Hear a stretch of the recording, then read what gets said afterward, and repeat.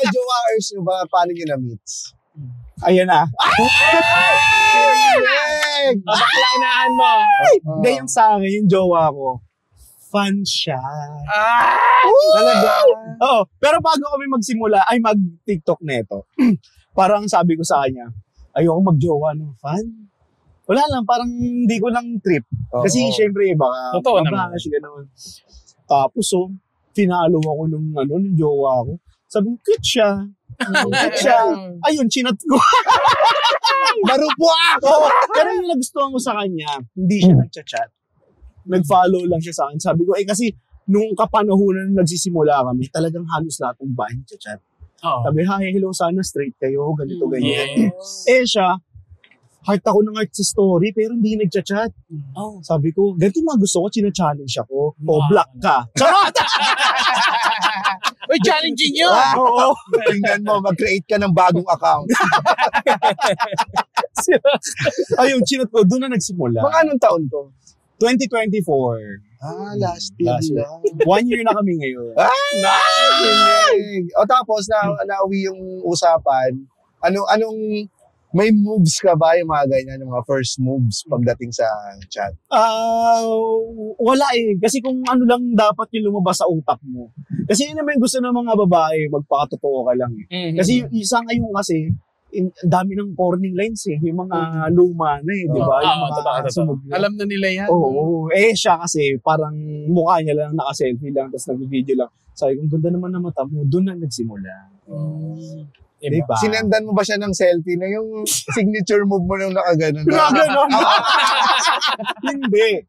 Ang ginawa ko, parang ilang oras pa lang kami magkausap no. Nung gabing yun, niyaya ko na siya mag-video call. Video call ka? Video call agad. Kasi doon ko na makikita, puta, baka mamaya sa picture lang to maganda. Oo. Doon ko na... Baka lalaki siya! Baka poster, may burak pala.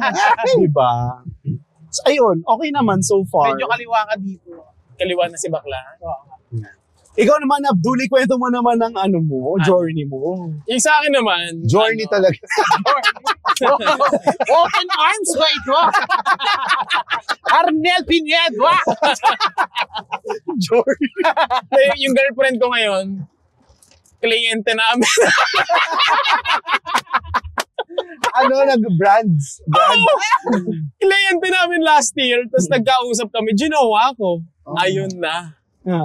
Paano ang so nagka-developan o pinormahan mo talaga, tinarget mo talaga siya? Hindi, parang like, bigla lang kami, natatawa ka? Bigla lang kami, hindi actually, inaccept ko lang siya agad-agad. Kasi hindi ko kilala na siya pala yung client namin before. Inad niya ako sa Facebook. Nakita ko kasi wala siyang picture. Sabi ko, sino ba to? Siyempre na-curious. So pagtingin ko dun sa photos, ito yung dati namin client, chinat ko na. Tapos sabi ko sa kanya, lakas baka heartbroken ng Facebook mo, walang picture. Ayun na, nakita na kami. Shit. Tapos, nakita nyo, binanatan ko agad.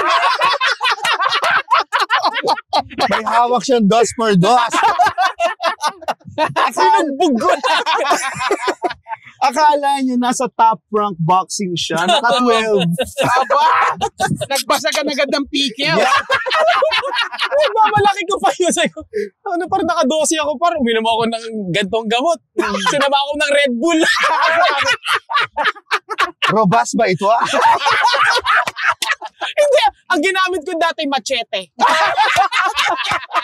Check niya sa TikTok. Tataas ang sales ng machete.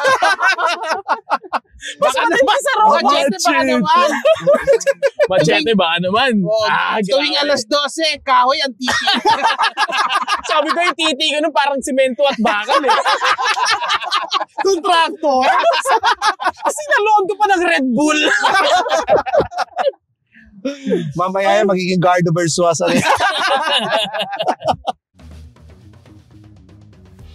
Sulit ang kulitan, bitin sa tawanan. Catch the latest episodes on YouTube, Spotify, or wherever you listen to podcasts. Dito lang sa Fast Lane with VinFast.